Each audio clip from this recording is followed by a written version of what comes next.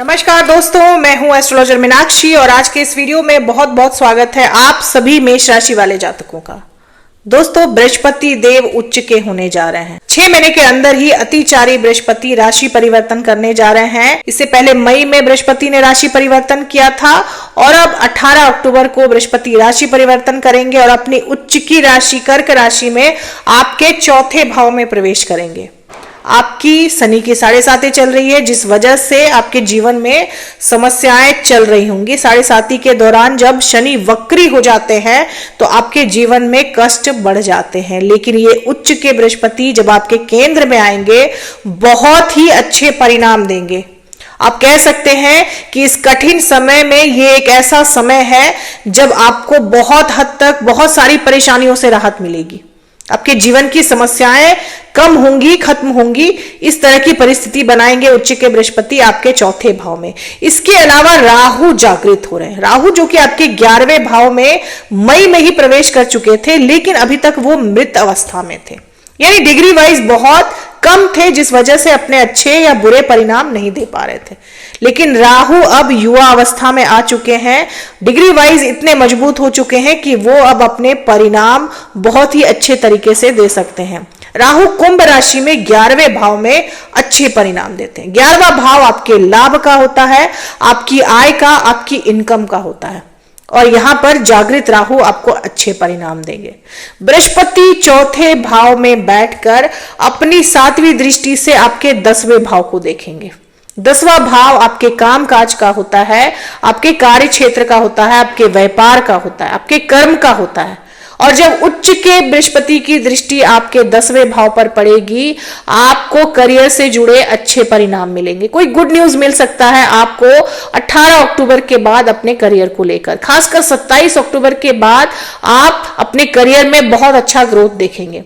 इसके अलावा क्योंकि राहु जागृत हो गए हैं आपके 11वें भाव में, आपकी आय बढ़ सकती है, इनकम बढ़ सकती है, यानी आपको ऑफिस में प्रमोशन मिल सकता है, इंक्रीमेंट मिल सकता है, बोनस वगैरह भी मिल सकता है, लाभ हो सकता है, धन लाभ हो सकता है। चौथे भाव में उच्च के बृहस्पति आपके मकान वाहन खरीदने की संभावना को बढ़ा देते हैं।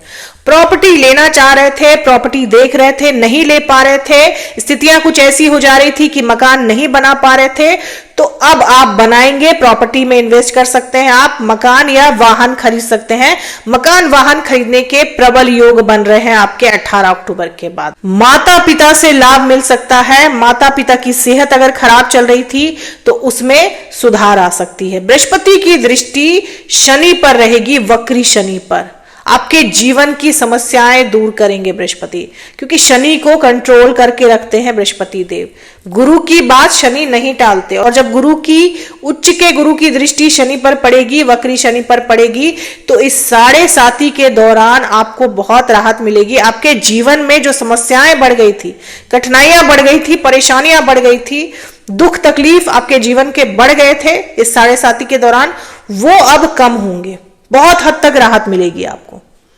आपकी आय बढ़ेगी, इनकम बढ़ेगी, धन आगमन हो सकता है आपके जीवन में। रुपए पैसे की दिक्कत जो है वो अब दूर हो सकती है। आय के स्रोत मिल सकते हैं आपको, अपॉर्चुनिटीज मिल सकती हैं आपको। अगर आप जॉब की तलाश में थे, नौकरी के तलाश में थे, तो अब आपके जीवन में अपॉर्चुनिटीज आएंगी। आपके लिए जॉब ऑफर आ सकते हैं, संभावनाएं बढ़ जाएंगी अब आपके लिए। तो आपके लिए बहुत ही पॉजिटिव रिजल्ट लेकर आ रहे हैं उच्च के बृहस्पति 18 अक्टूबर के बाद। बृहस्पति की 9वीं दृष्टि आपके 12वें भाव पर रहेगी।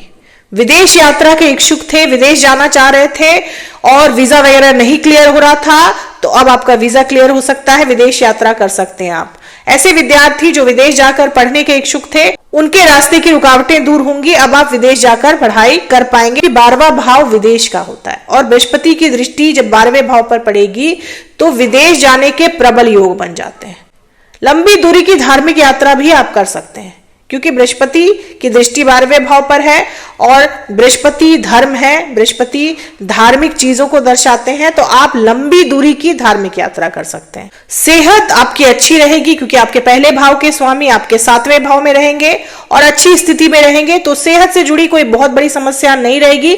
लेकिन क्रोध बढ़ा रह सकता है आप में, क्योंकि मंगल आपके 7वें भाव में है और 7वीं दृष्टि से आपके पहले भाव को देख रहे हैं, तो क्रोध बढ़ा रह सकता है, एग्रेशन बढ़ा रह सकता है, जिस पर कंट्रोल करके रखने की जरूरत पड़ सकती है आपको। आपके लव लाइफ में दिक्कतें आ सकती है क्योंकि 5वें भाव के स्वामी नीच के हो गए हैं आपके 7वें भाव में। सूर्य आपके 5वें भाव के स्वामी हैं और वो नीच के हो गए हैं 17 अक्टूबर से आपके 7वें भाव में। लव लाइफ में दिक्कतें आ सकती है। प्रेमी जोड़ों के लिए ये जो समय है ये थोड़ा सा मुश्किल वाला रह सकता है। ईगो बढ़ सकता है आपके बीच में, ईगो क्लैशेस रह सकते हैं प्रेमी जोड़ों के बीच में। वैवाहिक जीवन में भी समस्याएं रह सकती हैं क्योंकि सूर्य, मंगल और बुध तीनों ही ग्रह आपके 7वें भाव में रहेंगे। सूर्य और मंगल आपके 7वें भाव में अच्छे परिणाम नहीं देते हैं। पति पत्नी के बीच में डिस्प्यूट, झगड़े बढ़ सकते हैं। पति पत्नी के बीच में गलतफहमियां बढ़ सकती हैं, डिस्प्यूट बहुत ज्यादा बढ़ सकता है, ईगो की वजह से क्लैशेस हो सकते हैं। मंगल और सूर्य की जो परिस्थिति है वो आपके वैवाहिक जीवन के लिए अच्छी नहीं है, लेकिन क्योंकि बुध भी यहां पर है और बुध वैवाहिक जीवन में अच्छे परिणाम देते हैं, तो धन लाभ हो सकता है आपको आपके स्पाउस से। धन की प्राप्ति हो सकती है आपके पति या पत्नी से। आपके स्पाउस की वजह से, आपके पति या पत्नी की वजह से आपकी प्रतिष्ठा बढ़ सकती है समाज में, लेकिन डिस्प्यूट और क्लैशेस भी रह सकते हैं आपके मैरिड लाइफ में, तो आपको ध्यान रखने की जरूरत है। दोस्तों, शुक्र आपके 6ठे भाव में नीच के हो गए हैं और शुक्र पे दृष्टि पड़ रही है शनि की, वक्री शनि की। शत्रु बढ़ सकते हैं आपको नुकसान पहुंचाने वाले लोगों की संख्या बढ़ सकती है। शत्रुओं से सावधान रहना, खासकर स्त्रियों से।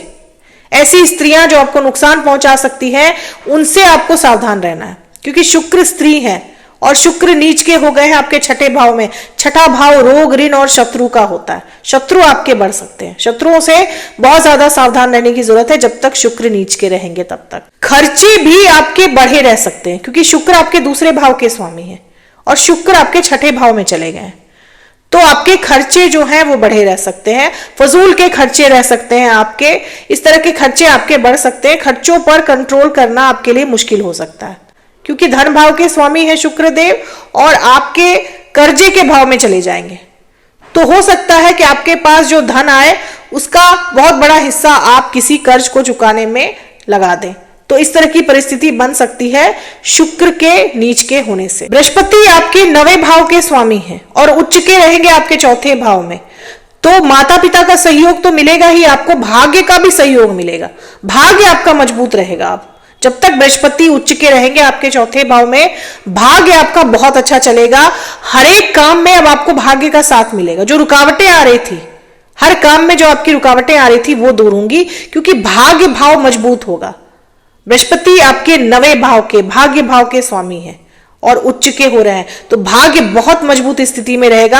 आप कोई भी नया काम शुरू करेंगे उसमें आपको तरक्की मिलेगी। अगर आप नए जॉब में जाते हैं, जॉब स्विच करते हैं, तो उसमें भी आपको अच्छे परिणाम देखने को मिलेंगे। हो सकता है आप जॉब स्विच करें, इस तरह की परिस्थिति बन सकती है। आप पुराने जॉब से नए जॉब में स्विच करें और प्रमोशन के साथ स्विच करें, आपको बड़ा ओहदा मिल सकता है, किसी बड़े पद पर आप जा सकते हैं।